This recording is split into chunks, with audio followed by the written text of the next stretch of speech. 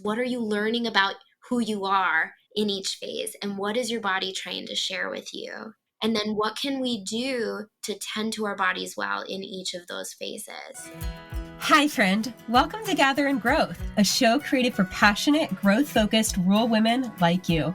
From mindset work and building strong habits to exploring the unique joys and challenges of living rural, this is a show to leave you feeling joyful, inspired, and a little less alone.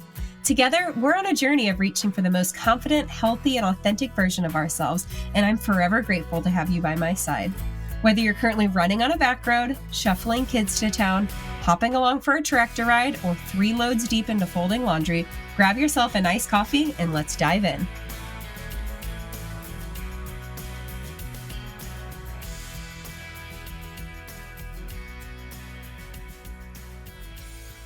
All right, friends, welcome back to Gather and Growth. Today, I'm joined by my friend Jada, who I think we got connected to through Jade. Is that? Yeah. I feel like we know a lot of mutual people, but Yeah.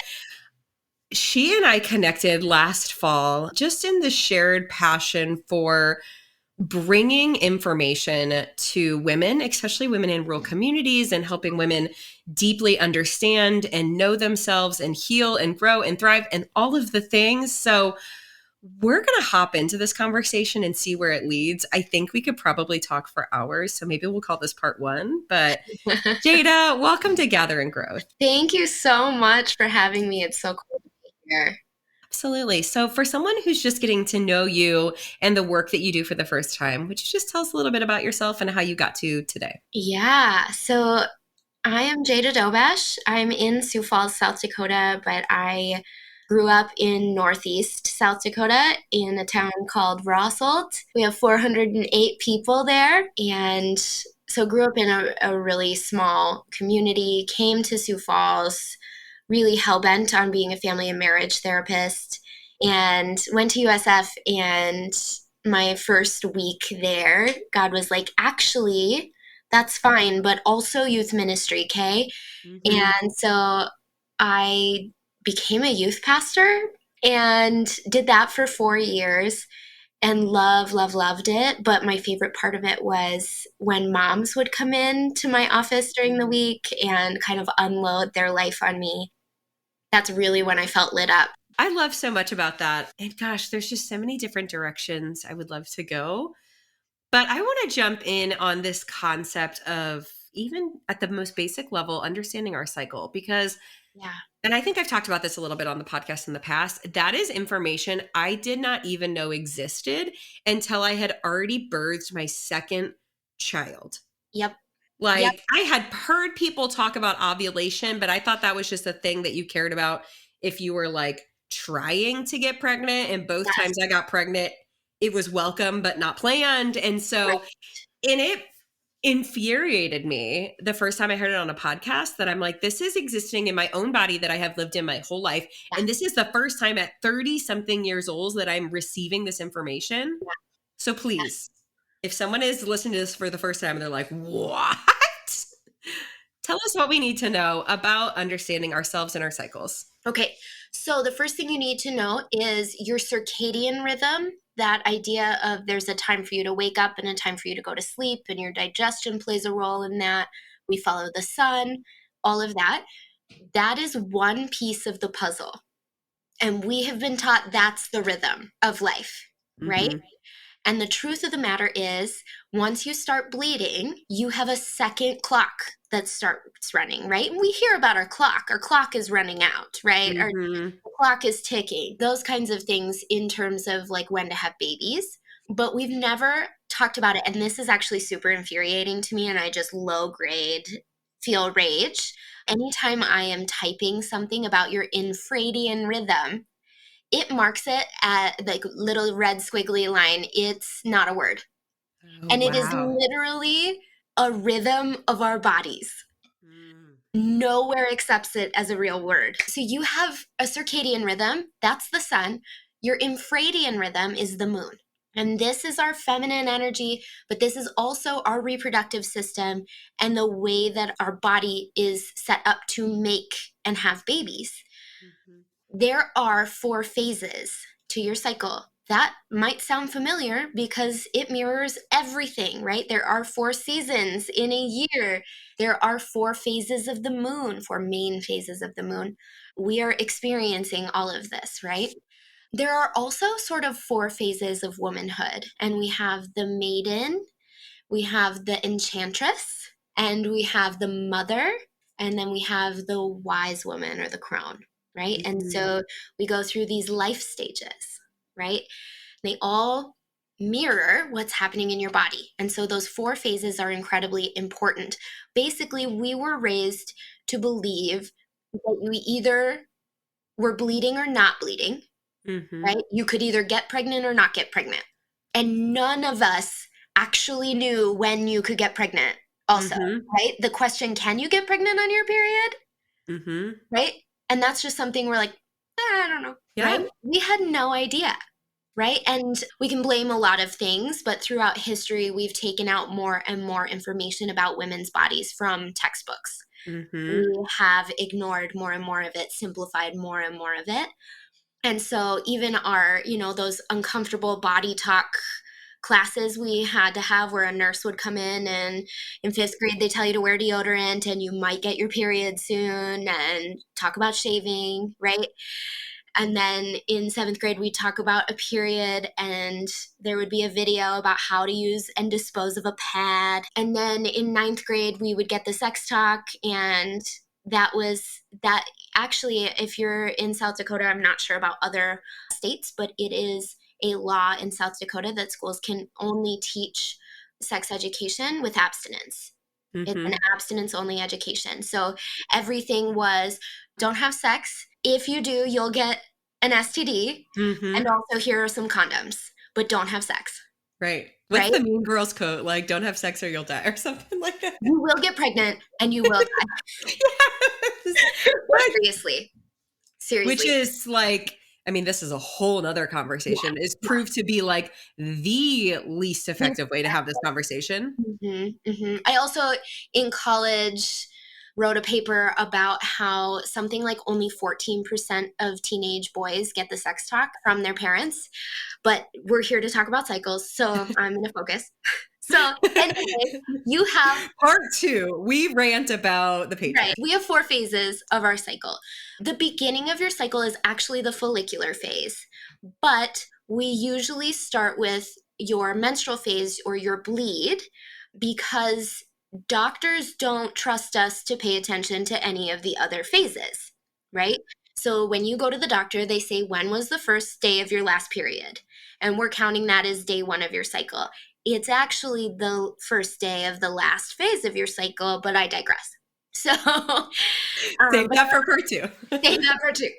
But I will talk about the follicular phase first because it mirrors spring, right? And so this is the young maiden. We're flirty, we're follicular, we're free. We've got just anything can happen mindset, right? During our follicular phase. It lasts 7 to 9 days.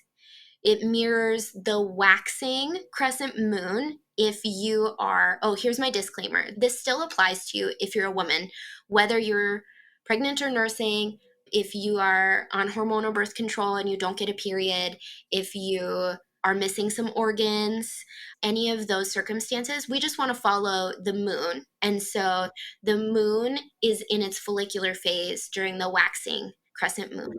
It lasts 7 to 10 days, which is a really good amount of time. We feel good about that. This is a lot of people's favorite phase of their cycle. This is when possibilities are endless. Your energy is up. Your everything is coming up after the winter, right? After the period. So lots of good things are happening. You might, if you're prone to anxiety, not love this phase as much because the energy can be overwhelming. So we really want to take care of our bodies by not over caffeinating during this phase because it will give you the anxiety, like that audio clip about like best I can do is anxiety, or maybe it's a meme, whatever. You're going to be more prone to getting anxiety from caffeine during this phase. So when you're in the follicular phase, we are prepping the body to have a good rest of the month. So this is a really great time to take care of your skin and your tummy. So trade your coffee for a probiotic. Drink a poppy or a Olipop or have a kombucha, right? We want fermented foods, all of those things that's really going to set your body up for success later, okay? Then during ovulation, this is 3 to 5 days. It mirrors the full moon and it mirrors summer, right? During this phase, you are hot to trot. You want a baby. Even if you don't want a baby, your body wants a baby, okay? Mm-hmm.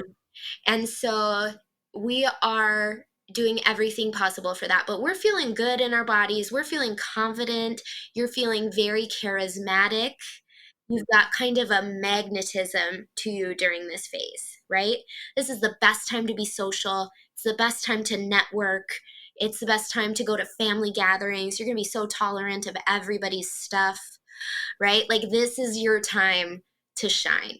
It's only 3 to 5 days, right? We soak up all of summer because we know how fleeting it is, right? During this phase, you can have, if things aren't going the best that they can, your body's going to communicate to you in certain ways. So you might experience ovulation cramping, you might experience bloating or some sort of abdominal discomfort, you might experience breast tenderness, you might experience headaches.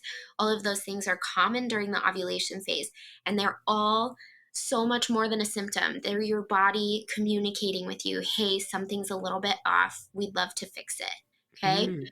So what could that look like? Yeah. In terms of fixing it, Yeah, or like what it's yeah, communicating. what we're communicating is that something is off hormonally, and our hormones are a symptom, not a problem, right? And so we'd want to look into how your levels are going up and down. Is your estrogen ramping up too fast, right?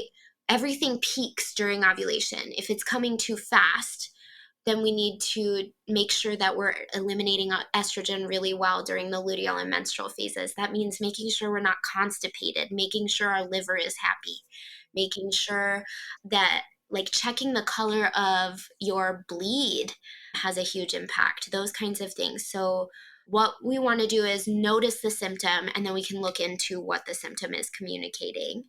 But this phase is when you can tolerate everything the best. That means that if you're going to drink, this is a great time for your body to do it. If you're going to do a lot of caffeine, this is the time your body is capable of handling it.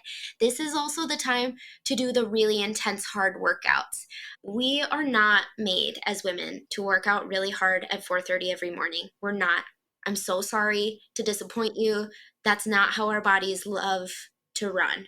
Mm-hmm. But there are 3 to 5 days a month where that feels absolutely kick butt Mm-hmm. if your hormones are in balance. Right. So then moving out of ovulation, you move into luteal. This is your longest phase. It's going to be 10 to 14 days. That can feel like an eternity. It's okay. This is a lot of people's least favorite phase. It's my personal favorite. It mirrors autumn, and it also mirrors the wax or the waning moon, excuse me.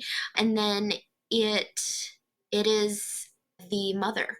If we're looking at the different types of women, this is a very nurturing phase. It feels a lot like the nesting phase in pregnancy. It feels like a time to finish up tasks. That first half, you feel like such a go-getter, and your focus is better than it is the rest of the month. So this is a really great time if you have a lot of back-end computer work, or if you've got to get the house cleaned, deep cleaned, you've got to finish a project that's been sitting around. This is the time because you're ready to rock. The energy is still pretty high from ovulation, but the focus is better, right? Mm-hmm. Then you move into that second half of this phase and you turn really inward. You would like to be alone, please, and thank you. This is a time where you are reflecting, you're noticing things about yourself, but you're also noticing the things that you can no longer tolerate in your life. And we have labeled this PMS Mm-hmm. and made it a woman's problem, Mm. right? So this is not you just PMSing. This is not you being crabby. This is not you needing to adjust your attitude. This is, oh, this isn't actually serving us really well. The first half of the cycle, you actually will tolerate so much more than you should because, again, your body's trying to get you pregnant.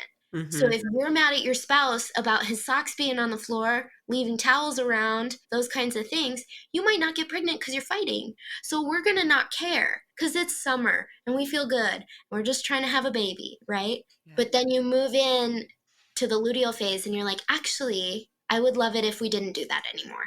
Yeah. Then we move into also a note about PMS. PMS is the umbrella term we use for every symptom that we can't explain. And we use it as a dismissal. Oh, it's just PMS. And so we want to be really cautious and protective of what our body's communicating to us in that time. Are you experiencing acne? That means that we're not draining things the way we need to. Are you experiencing bloating? We're not draining things the way we need to, right? We need to let some things out.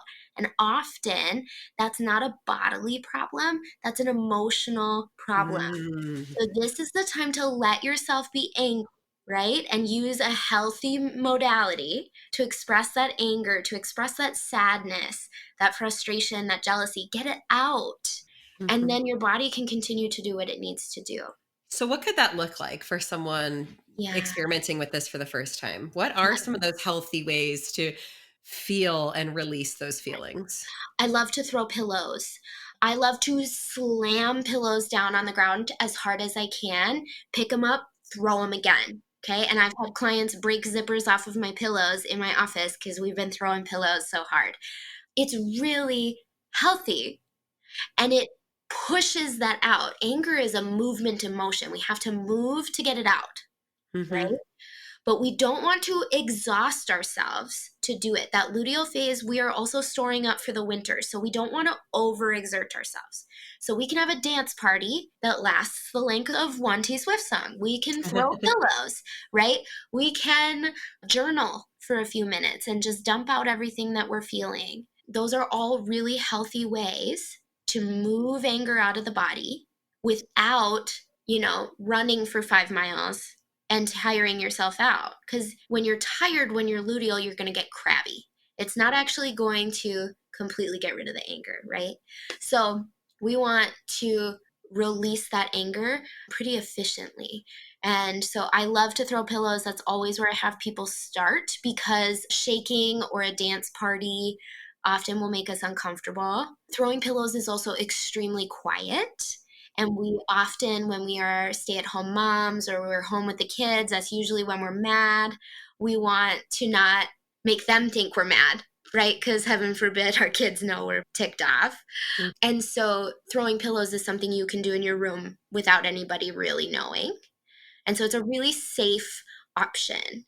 But it's also something you can teach your kids how to do because it doesn't Yeah. hurt anybody, right? Cool. I love that you bring up just like that movement of energy. That's something I've even just been experimenting with my own kids is like Yeah. when they feel feelings, I want them to feel them and move through them instead Mhm. of learning to repress them in the same way that I did. And Mhm. I know that sometimes, especially before bedtime, if they're just like off the chain, like a lot of times it's, Andrew roughhousing with them on the floor or like Yeah. playfully throwing them on the bed and things Yep. like that. And so the more I understand that with my kids, I'm like, why don't we as adults like give ourselves the permission to need the same things that we empower our kids to be able to need? Exactly. And my therapist once said to me, Jada, you have to let out your anger. Go get in the car, drive, and scream because at the end of it, it's funny. It's funny to be angry. You're taking yourself so seriously. But if you Yeah. just slam some pillows down in your rage, you're going to end up on the other side of that, kind of Yes. laughing about how silly it is. Yeah. And it's so healthy for your kids to see that, but you're absolutely right. We have to parent ourselves here and Hmm. model that that's okay. And so it will probably take a few times of feeling silly and uncomfortable and not letting yourself fully do it because it feels wrong. Right. Yes. That's another tangent we could go down, but let's continue with the phases and then revisit. Yes, last phase is your menstrual cycle. This is the one we know. This is your period. This is what you don't know though. If you spot before your first heavy bleed day, like your full bleed, those days don't count as your menstrual cycle. Hmm. Okay? Your bleed starts on the first heavy day, like first full day of bleeding, okay? And it goes until the blood stops. If you're spotting beforehand, that's actually communicating to us that we either have too much estrogen or not enough progesterone. Mm-hmm. So we want to be paying attention to that. But your menstrual phase mirrors winter, it mirrors the wise woman, it mirrors the new moon. And this is a Mm-hmm. time to stop doing stuff. This is Mm-hmm. the time to reflect and consider, do I love my life? What do I not love? What do I feel needs to change? And you are actually thinking your most clearly during your bleed. This is a lie we've been told that we're on our period, so we're irrational, right? The white stuff that connects your right and left brain is called the corpus callosum. It expands during your Mm-hmm. menstrual phase. That means that your body mind and your thinking mind are communicating with each other the best during your period. So everything you're feeling during your period is something your body and your mind know and agree on. It's time to take that information and figure out what to do with it. So we really want to, first of all, give the space for that. If you are go, go, go and exhausted because you're bleeding a lot, you're not going to have the time to reflect. And so we want to slow down enough, at least during those heavy bleed days, right? We Mm-hmm. were taught that like there's a problem if you have to take a day off of work or a day off of school because of your bleed. No, there's a problem with the idea that we don't take Mm-hmm. time for our body to do an incredibly important thing. Right. Right. So taking that time, be rebellious. Like, this is sacred rebellion to say, no, I won't work out during my period. It's actually like that HIIT workout will not serve me at this time. I'm going to go for a walk or I'm going to do yoga on my bed. And I'm just pretty much going to be in child's pose. Like, that's great. That's good. Yeah. That's what our bodies need during that time. And our symptoms are trying to tell us that. The heavier your period is, the stronger your body is saying, could you please not? Yeah. I think what is so fascinating to me that's even come up just in this conversation is once you start understanding this and taking it apart, it starts to like have these red flags or warning signs for so many other things Yes. that we collectively don't pay attention to. What Yes. have been some of those things that you have discovered along the way that Mm. I guess you didn't know before and now you feel so passionately about? Yeah. Ugh. I think the biggest thing for me was realizing that my symptoms are my body's way of communicating with me. It's not an indication that there's something wrong with me, and it's not a problem to solve so I can get back to my life. It's my body saying, hey, this actually doesn't work. Let's try it a different way. Mhm. And then that has shown me how clearly our world is not set up for a woman. Mhm. It's just not. And I Mhm. don't mean that in a down with the patriarchy kind of way. Mhm. I just mean, wow, we have no regard for a woman's body, a woman's psyche, a woman's needs. We have Mhm. no regard. Push through, be more like a man. Yeah, you can do anything you want to do, Mhm. but why? Yeah.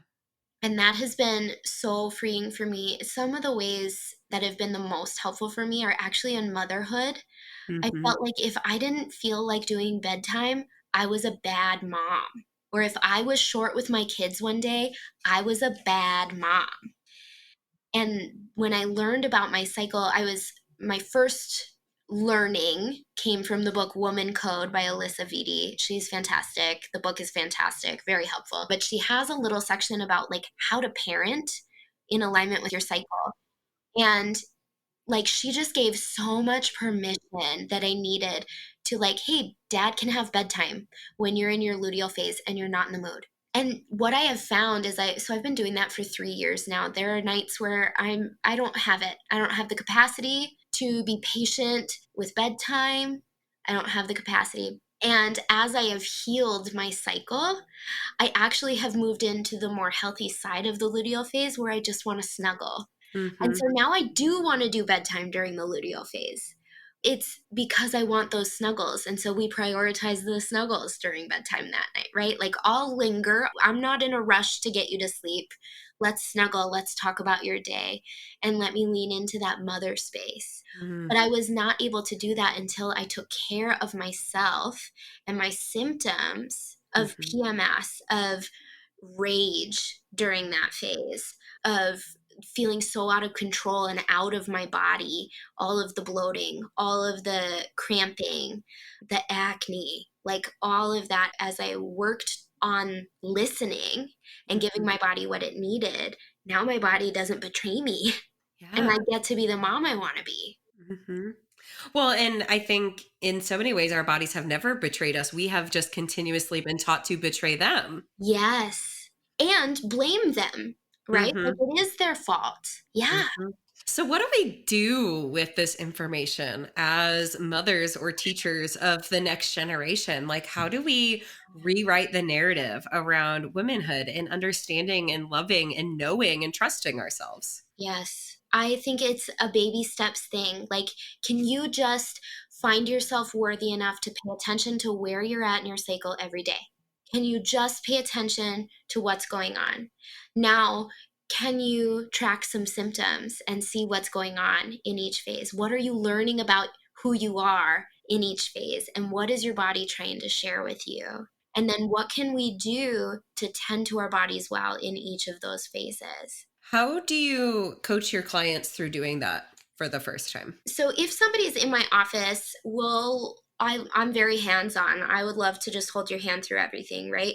So if you're in my office, I will, like, we'll get out a planner, a Mhm. calendar. We will find where your last period was. We will map out the cycle.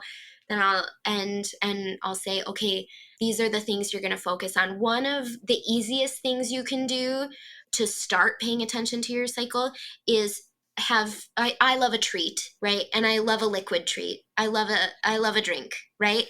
So you can have treats for your cycle, right? Mhm. So I am going to treat myself to my favorite latte during my ovulation phase because I can tolerate the caffeine then, and that's good for me. And I'm paying attention to me, right? But during my luteal phase, I really need to be supporting my digestion. I need to be tending to myself emotionally. We want to be making sure that we're eliminating estrogen in all three pathways of elimination. So I might drink a detox tea or a peppermint tea, or I might make some pumpkin muffins with some chocolate. Pumpkin is so great for helping you eliminate estrogen. So that's a way that I can treat myself during the luteal phase. During my menstrual phase, I love a decaf latte. I still get the warm, yummy goodness, but I'm not giving my body something it really doesn't need with the caffeine. And during my follicular phase, I love to have a kombucha or a poppy or whatever. I know another thing that you've been talking about on social media is this concept around the Yes. divine feminine, which I Yes. feel very much is an extension of this. I imagine like a Yes. one thing leads to another kind of thing. Can you just speak to your beliefs around that or what it is and how we tap into it?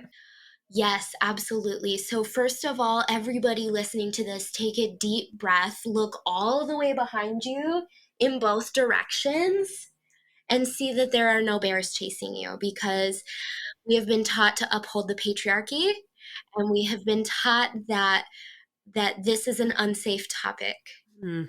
Hmm. So breathe. Nobody's being threatened here. But the feminine energy has been severely diminished in our culture, and I mean the healthy kind of it, right? Like the divinely good feminine. We have an overabundance of the unhealthy wounded feminine, Yes. but not enough nurturance toward the divine feminine. And so we have been taught, think about high school, think about the way that we were taught to give speeches, think about the things that we were told to put on our resume, think about the things that people looked for in a job interview. They're all very masculine traits: leadership, authority, task oriented, logical, go-getter, aggressive, assertive, right? Like, there's just the push of the masculine is what we were taught will make us successful, will make us good people, right? And we missed out on the gentleness, the slowness, the openness of the feminine. Creativity was kind of taught out of us, right? We stopped tolerating creativity in 7th grade. We were done with art class. That's it. We didn't do art projects and crafts anymore. We were taught that our creativity is a fun hobby, but not something that benefits the world. Or is in order to be useful to be monetized. Yes, yes. And so the creativity, the relationship oriented, tend and befriend, the nurturing, leaning back to be open and expansive, intuition, all of that is divinely feminine. And so as I have learned more and more about my cycle, I have found myself naturally leading more towards that. And you have to, because the resistance with, I'm about to teach a class on working in alignment with your cycle, right? And for you to take a whole week off of work every month for your period sounds absolutely asinine. There's no way you're doing that. Are you kidding me? How will I make any money? Mm-hmm. Well, we fundamentally believe that you have 24 hours to be a success every day. And to be in your divine feminine means that you see the whole picture and you see that there's plenty of time to get everything done that needs doing.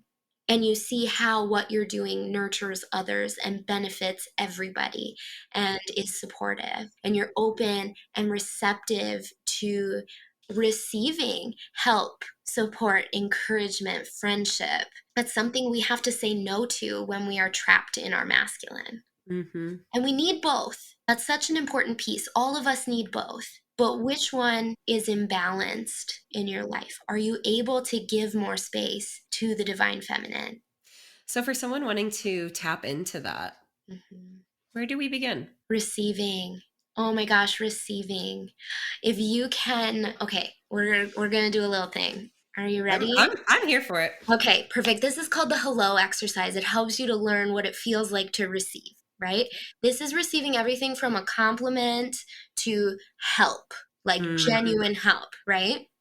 So what we're going to do is we're just going to say hello to each other over and over again, okay? But what I want you to do, I'll start.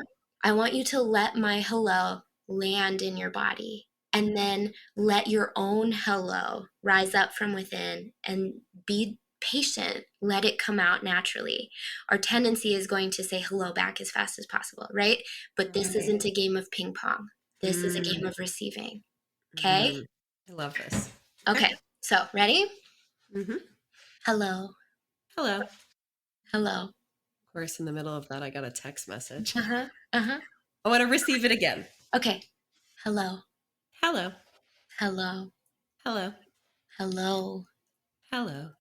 Hello. I feel like I should be changing my tone of voice. No. What can I tell you what I saw? Oh, yeah. The first however many times. It wasn't until this last hello did you receive it with your eyes open. Interesting. I watched you kind of reject it with your eyes. I was trying to feel. I was trying to let myself be present and feel. Yeah. That's so interesting. Yeah. What did you experience?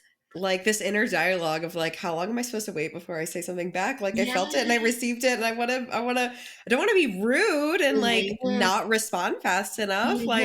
I'm excited. I want to have this conversation. Hello, Enneagram 3. I don't want to do it wrong. Of course not. But there isn't a way to receive wrong. I want Jada to think that I know how to do this. Yeah. Yes, we do. We want that, right? We want to get an A in therapy. We want to, we all want that, right? Oh my goodness. Apparently that's not just women. My husband the other day was like, I think my therapist wishes that we were friends. He's pretty funny. And I was like, he's doing his job. This experience of just a greeting is so powerful. And I encourage you to do it with your spouse because it's such a good connector. How often when we in the Midwest, we say hi, it's hi, how are you? Fine, how are you? Oh, I'm good, right? We are so quick. We have the appropriate response ready to go and it's automatic for us. So for you to sit there and be so aware of how it felt to take it slow, to be so concerned with how it was being perceived, Yeah. right? If we weren't on a podcast, if we were just in a session, we would do this until it didn't feel like that.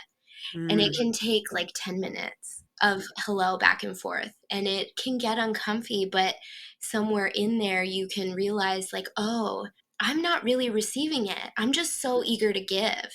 And that's how we've been taught to be. Well, not only that, deflect, like you said, even just accepting compliments. That has been something, once it was brought to my attention a couple of years ago, of like actually hearing the compliment, Yeah. accepting it as truth, Yes. and responding in gratitude instead of immediately deflecting of like, they're lying, they're just being nice, they don't really think that, and I'm going to brush it off and like try to validate it in the first place. Like, Yes. once I gained awareness around it, it really has taken intentionality to rewire that mindset, Yes. which is crazy. We are so out of tune and distrusting of ourselves that we can't even receive when someone sees the good in us. Well, and it's so ironic because to receive is feminine, right? The feminine receives. But what have women been taught is a woman's job? It's to give, right? We give to others. We give of our time. We give of our energy. We're there for others. We lend a hand. And the aligned feminine receives all of that. We give too, of course. But it's that idea like you can't pour from an empty cup. Why are we tipping the cup over? Let my cup be full. And then whatever spills out is for everybody else. What's Right. in the cup is mine. Yeah. And another quick, easy thing, if you have trouble receiving compliments, receiving help, open your left hand while you're doing it. Nobody has to know that's what you're doing, but we receive energy from our left side and we give from our right. And so if it's your instinct to give or to throw it back right away, sit on that right hand, close that right hand, keep the left hand open, and give yourself some time. We're not in a rush, right? You can let stuff land. It won't hurt anybody. It's not rude. Yeah. And I think learning to be okay with the silence, because so much happens in the in-between. Yes. And we rush. I mean, just a perfect example a few minutes ago, we rushed to fill it because it's like this self-preservation and also this like external preservation of wanting to manage everyone else's emotions around the situation. Yeah. It's hard. It is. It's really hard. And recognizing too, it's the wounded feminine that's managing everybody's emotions. It's the divine feminine that holds space for everybody's emotion. I know that you are about to hop on another call in a few minutes and we have to wrap up, but I would love if you could just even start to tap into this idea of the wounded feminine. And I wonder if that's connected to the mother wound or if that's something totally different. Yeah, they definitely go hand in hand, but the wounded feminine is the jealousy, the gossiping, the women are not to be trusted. I just get along better with men. Girls don't like me, the insecurity, the neediness, the nagging, all of those things that we think are innately female things. Those are the wounded response of not having the space for a divine feminine to flourish. I've never heard it put that way. I feel that so deeply. Yeah. And that is something in this phase of my adulthood that I've really stepped back and questioned. Yeah. Where did that come from? And why do we believe that that's the way we meant to treat each other? Because I have been proven so many times and times again over the past 3 or 5 years that that's not the way that we are meant to be or that we have to be. No. And it's really made me question how deeply we internalized that as teenagers or, you know, in our early 20s. Yeah. And it's so ingrained and it's so woven into the core of our being that it's a slow unlearning of that too, right? We still, if our friend doesn't text us back, even though we know she loves us and we believe that now, if she doesn't text us back right away, we're immediately insecure. Did we say something wrong? Is she mad at me? All of those things. That is the wounded feminine. And that is a mother wound. I think it's official. We have to have a part 2 because I want to dive more into this idea of the wounded feminine and the mother wound. So we're going to get that on the books. Yeah, I love it. But until next time, please give us some information about how we can get connected to you, learn more about your work, and even get involved in some of these programs that you offer to help guide women through all of this and so much more. Yes, I've got so many great things for, dipping your toe into your cycle, those kinds of things. You can find them on Instagram, Jada Dobesh Healing Co., and on my website, jadadobeshhealing.com. I'm literally always on Instagram, so you can always find me there. You can email me. Please don't find me on Facebook. I never check that, and then I feel really bad. Please don't find me Same. there. It's like it exists. And then I see a message 4 months later and I'm like, hi, sorry. Sorry. And then I get a little bit mad. Like, would you DM a man on Facebook to get a hold of him? No, you would not do that. No. Anyway, you can find me on Instagram and on my website. All of my programming is on there. I don't know when this is going to be live, but I've got a new mother wound program opening up really soon. So exciting. Yeah. Yeah. All right. Well, Jada, thank you so much for your time and just the beautiful gift that you are to the world. Thank you for leaning into uncomfortable conversations and sharing them with us so that we can start considering our own. Emily, this is so great. This is such a great space. Thank you. Oh, absolutely. Well, until next time. All right. We'll talk soon. Bye. Have I told you today how much I appreciate you? I'd like to imagine this was a meaningful backyard patio kind of chat between friends sipping LaCroix at sunset. If you enjoyed today's show, please take a screenshot to share or forward this episode to a friend. You can also find me at Emily Rushell over on social to continue the conversation. It's truly a joy to hear what tidbits and takeaways made an impact on your day. As always, all links and resources mentioned in today's episode can be found in the show notes listed below or over at emilyrushell.com. Special thanks to my podcast manager, Jill Carr, for the time and love she puts into producing Gather and Growth for this community. What a blessing it is to be on this personal growth journey together. Forever grateful for you.